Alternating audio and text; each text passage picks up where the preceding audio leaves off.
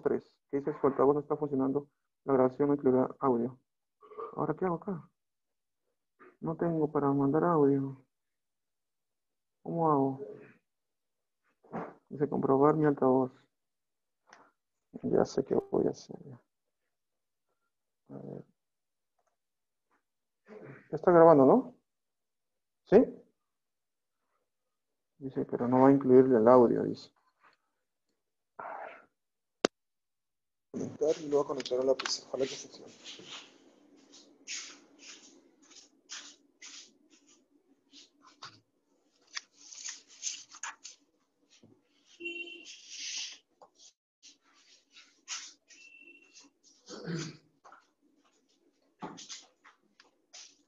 Ya, a ver. ¿Me escucha? Ya. He conectado el audio. Dice probar el audio. Entonces voy a presentar mi pantalla. ¿Sí? Acá dice, ya esto es para apagar, detener. Y esto es para... Será. Bueno. Buenas tardes, jóvenes, ¿cómo están? El día de hoy vamos a hacer propiedades periódicas. ¿Ya? ¿Listo? Ahora sí nada nos deba detener. Ya, todos atentos, ¿ya? Creo que sí se escucha, se logra escuchar mi voz, ¿no? Jóvenes, a ver, quiero escucharlos, a ver. ¿Sí? Sí, profe. Ya, muy bien. Entonces, ya. A ver, vamos a ver. Dice, propiedades periódicas de los elementos químicos. Tabla periódica de los elementos químicos. Tenemos una tabla periódica que en realidad debería funcionar como si fuera una especie de fichero, ¿no? Una especie de fichero donde encontramos los isótopos. Por ejemplo, puede tener litio puede tener 3 isótopos. Entonces, cada litio tiene un fichero, ¿no? El berilio también, 3, 4 ficheros, dependiendo de la cantidad de isótopos, ¿no? Hay algunos elementos que tienen 2 isótopos nada más, ¿no? Hay otros que tienen 3 o hasta 4 isótopos. Entonces, es como si fuera cajones con sus rotulados, ¿no? Con su nombre, pero dentro de ellos tenemos, ¿qué cosa? Los nombres, ¿no? Las propiedades que tenemos ahí, ¿no? ¿Sí? Ahora, esta tabla periódica que se encuentra acá, ¿no? Esta tabla periódica que vemos nosotros, antes no era de esa forma, solamente era un rectángulo nada más, ¿no? Si estudiamos la parte de la historia de la tabla periódica, veremos que solamente era un rectángulo nada más. Entonces, este rectángulo, ¿no? Estaba compuesto por elementos químicos que nosotros conocemos como litio, berilio, ¿no? Antes. Pero a pasar del tiempo, se ha estado conociendo las propiedades, y según sus propiedades, y según lo que de repente estaban ligados, por ejemplo, su número de masa, su número atómico, su número de neutrones, su estado físico, que en este caso puede ser líquido, sólido o gaseoso, ¿no? El otro dice sintético, ¿no? Que ha sido sintetizado a través de un salón de laboratorio, ¿no? Entonces, eso es la tabla periódica, ¿ya?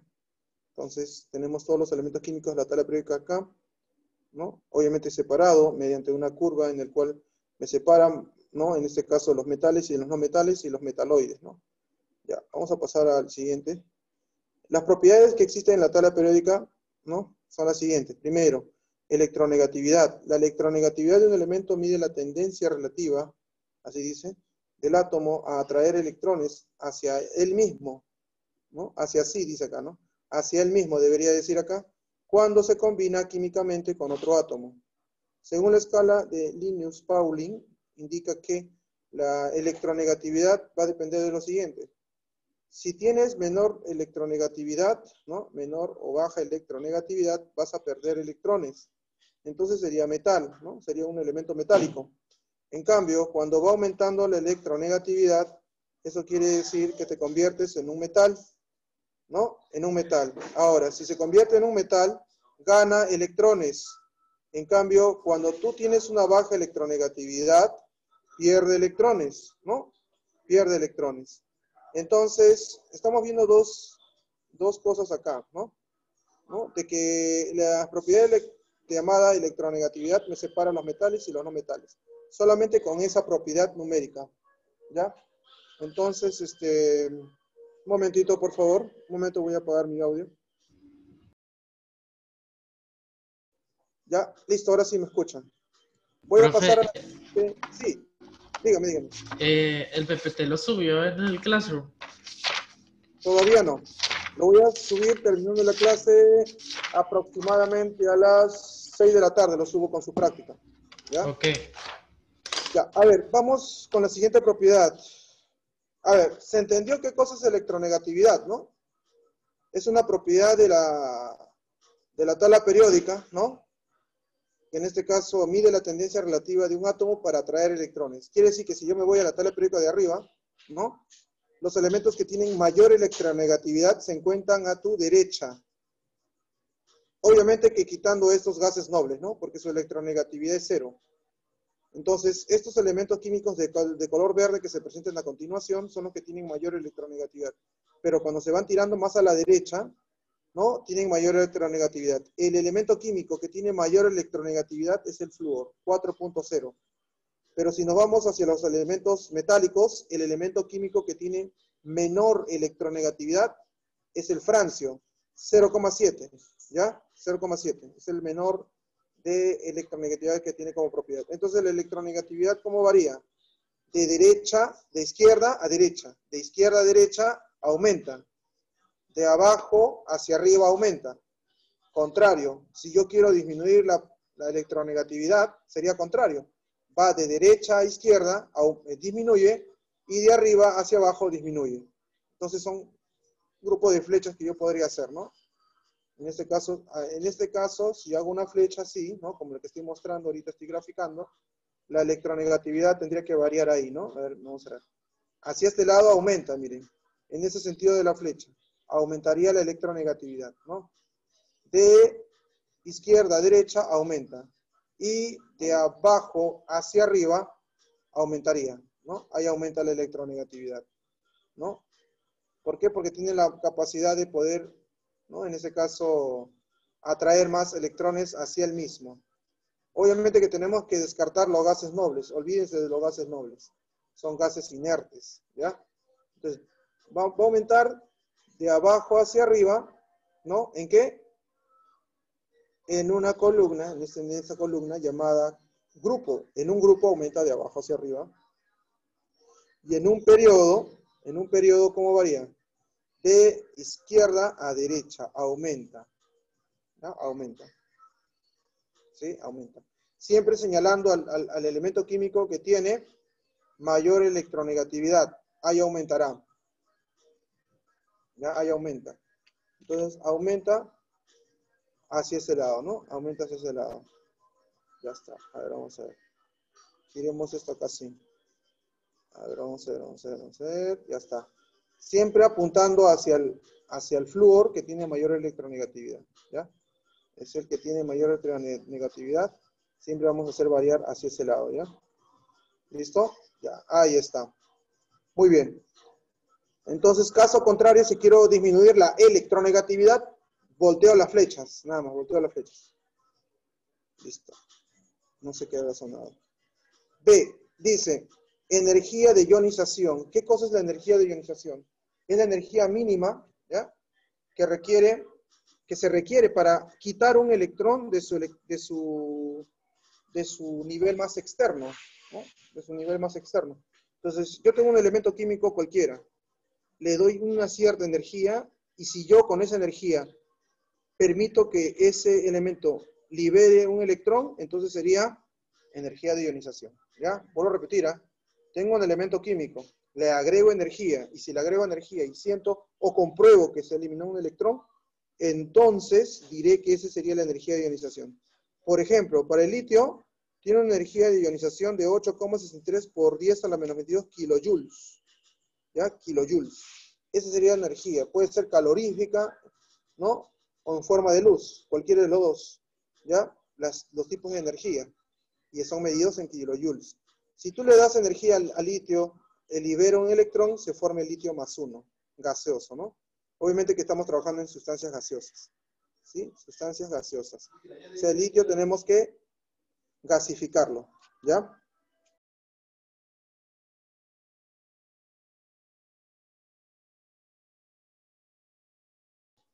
Listo, jóvenes. Vamos a ir al siguiente. ¿Se entendió que eso ¿Qué significa energía de ionización, no? ¿Alguien tiene alguna duda con respecto a la energía de ionización? Ya. El silencio significa que ya todos entendieron. Ya es asumir, ¿no? Ya. Vamos al siguiente, dice. Afinidad electrónica. ¿Qué cosa es la afinidad electrónica? Entonces, la afinidad electrónica, precisamente, vendría a ser, a ver, me están escribiendo, a ver. ¿Qué pasó? A ver, ¿me han escrito acá?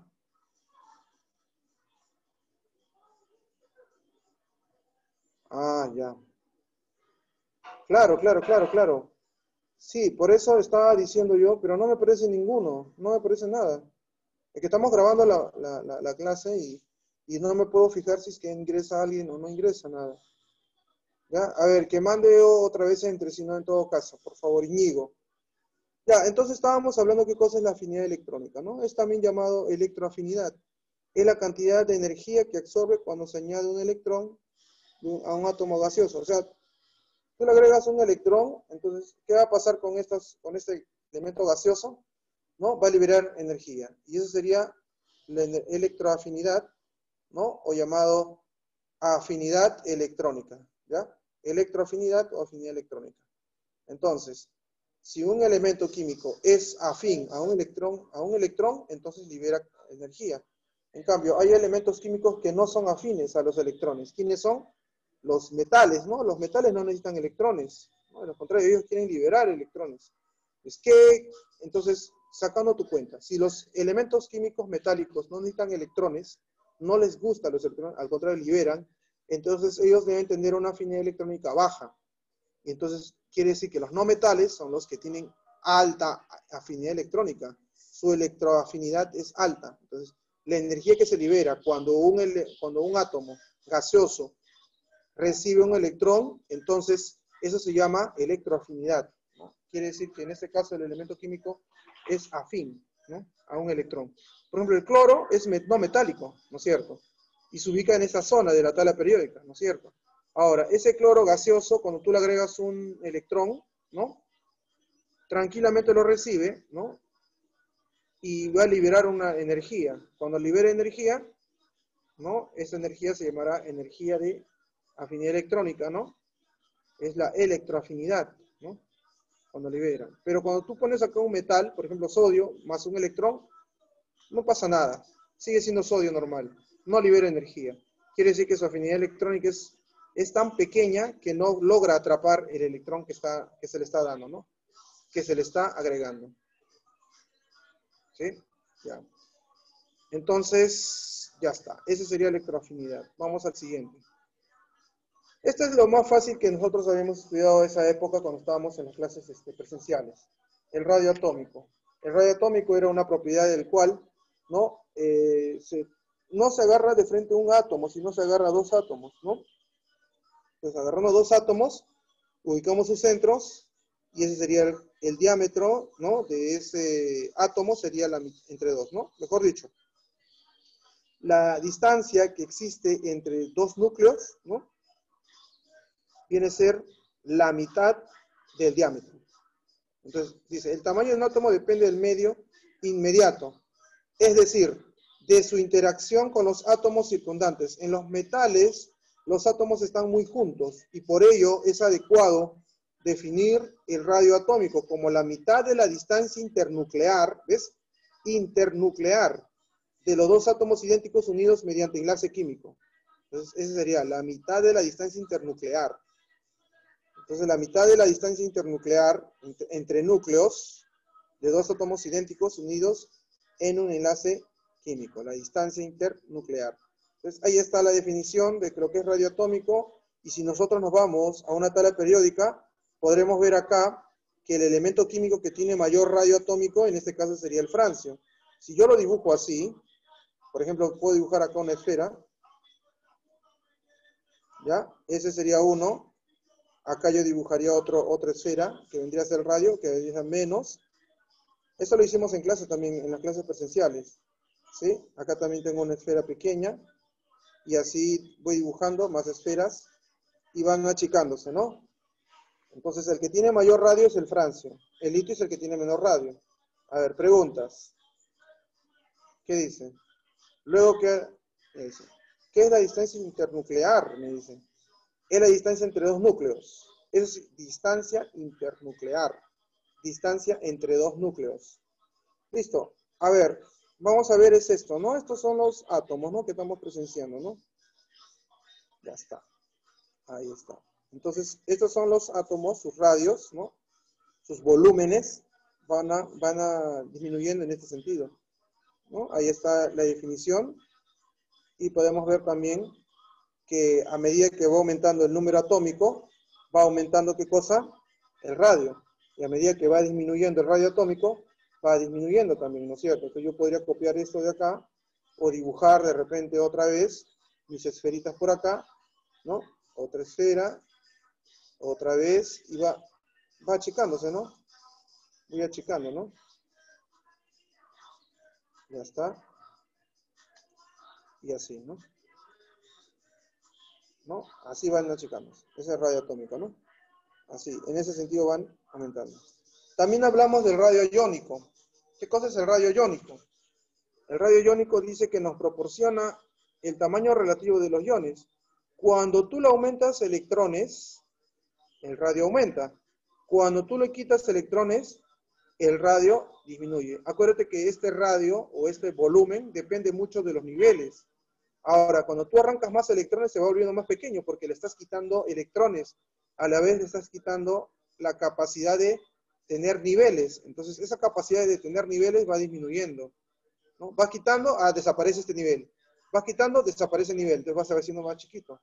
Entonces, cuando tú vas quitando electrones, ¿no? Vas quitando electrones, entonces su radio va siendo pequeño. El catión. En cambio, con ese anión, tú le agregas más electrones. ¿Qué hace el átomo? El átomo aumenta más niveles y más niveles, más niveles, más niveles y más niveles, y se va haciendo más grande. Es por eso que dice acá, el radio del catión es menor que el radio átomo neutro y es menor que el radio iónico. Quiere decir que el radio iónico, llamado radio aniónico, ¿no? Es mayor que el radio neutro y a su vez el neutro es mayor que el catiónico, que en este caso el radio del catión, ¿no? Así es.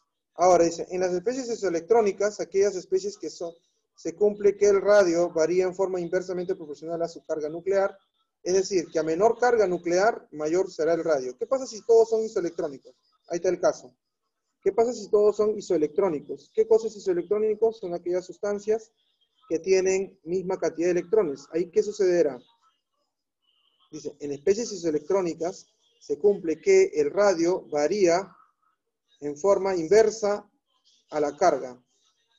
O sea que si yo tengo mayor carga, ¿no? Mayor carga, su radio será pequeño. ¿Entienden? En forma inversa. El radio con la carga nuclear, o sea, ¿quién es la carga nuclear? Nadie recuerda de repente. La carga nuclear es el numerito que está acá abajo, pues, el número atómico. Esa es la carga nuclear, ¿no? Número atómico es la carga nuclear. Eso nadie debe, eso todos deben recordarlo. ¿Ya? Entonces es inversa. Si él tiene mayor carga nuclear, entonces su radio va a ser pequeño. En cambio, el que tiene menor carga nuclear, su radio va a ser mayor. Es por eso que dice, el radio del oxígeno -2 es mayor que el radio del flúor, mayor que el neón y mayor que el del sodio, mayor que el magnesio. ¿Pero por qué, profe? ¿No se supone que él tiene mayor número atómico? Eso es lo que dice la teoría. Ya ha sido comprobado, que varía de forma inversa. ¿Ya? Así lo que hicieron ustedes en aritmética. Las magnitudes proporcionales, ¿no? Acá dice de manera inversa, ¿no? De manera inversa a la carga nuclear. Entonces ahí está la teoría. Cuando hablamos de carácter metálico y de carácter no metálico, siempre entendemos lo siguiente. Metales tienen ciertas propiedades y los no metales tienen ciertas propiedades muy similares y lo contrarias. Por ejemplo, un metal tiene propiedades físicas y químicas. Las físicas conocemos a los metales que tienen elevada conductividad eléctrica. Nunca hemos visto nosotros que a la hora de conectar de repente nuestros artefactos, los cables están sin el aislante plástico, ¿no es cierto? Entonces, pues elevada conductividad eléctrica. Alta conductividad térmica, también, ¿no es cierto? Las ollas, sus asas están recubiertas con ciertos barnices para que no conduzcan el calor, ¿no? A excepción del oro, dice. El oro es amarillo y el cobre es rojo, ¿no?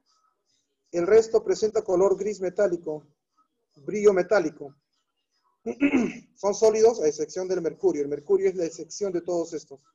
El cesio y el galio se funden en la mano, es verdad. El cesio y el galio, cuando tú lo tienes, tú lo ves, es sólido, pero cuando llega a tus manos, se funden debido a su temperatura de fusión, ¿no? Baja temperatura de fusión. ¿Qué cosas son maleables y dúctiles? Maleables que se convierten en láminas y dúctiles que se convierten en hilos. El estado sólido se presenta, ¿no? Presenta enlace metálico. Esas son las propiedades físicas. En las químicas nosotros conocemos, ¿no? Las siguientes, ¿no? Que tienen electrones, ¿no? En sus capas externas, por lo general de 3 a menos. Sus energías de ionización son bajas. Sus afinidades electrónicas positivas y ligeramente negativas, ¿no? Electronegatividades muy bajas, así como lo vimos hace rato en la tabla periódica. Forman cationes perdiendo electrones, forman compuestos iónicos con los no metales. ¿Sí? En la letra G podremos ver también que en este caso el carácter no metálico, ¿no? Los no metales se caracterizan por ser buenos oxidantes y por tener, ¿no? En este caso, alta electronegatividad, ¿no? Los no metales, en sus propiedades físicas y químicas, conocemos lo siguiente. Si acá tiene elevada conductividad eléctrica, ellos tienen mala conductividad, excepto el grafito, ¿no? Que está compuesto de carbono, ¿no? Buenos aislantes térmicos, excepto el diamante. El diamante es un elemento químico del carbono, ¿no? Pero en ese caso es una variedad alotrópica del carbono. El grafito y el diamante pertenecen a la misma forma, en este caso al mismo compuesto, al mismo elemento químico, pero tienen diferente orientación de su formación de su enlace covalente. Sin brillo metálico, obviamente, ¿no? Son sólidos, líquidos y gases. Acá sí podemos conocer a los sólidos, líquidos y gases. Son los 3 estados de la materia. Quebradizos, es verdad, no dúctiles también. Moléculas en enlace covalente con los gases nobles monoatómicos. Sus propiedades es que poseen de 4 a más, ¿no? Electrones en su último nivel. Sus energías de ionización son altas, sus afinidades electrónicas son altas, su electronegatividad es alta, forman iones, forman compuestos iónicos con los no metales, ¿no? Con los metales, ¿no? Excepto los gases nobles y moleculares, ¿no? Recuerda lo siguiente, que la tabla periódica actual es de forma larga, fue diseñada por el químico alemán J. Werner, a partir de la ley periódica de Henry Moseley y la configuración electrónica de los últimos elementos. ¿Sí? Esta es la variedad, así varía en este sentido, ¿no? ¿Qué cosa va variando acá en este sentido? Electronegatividad va aumentando, la energía de ionización, la afinidad electrónica, el carácter no metálico, el poder oxidante y así.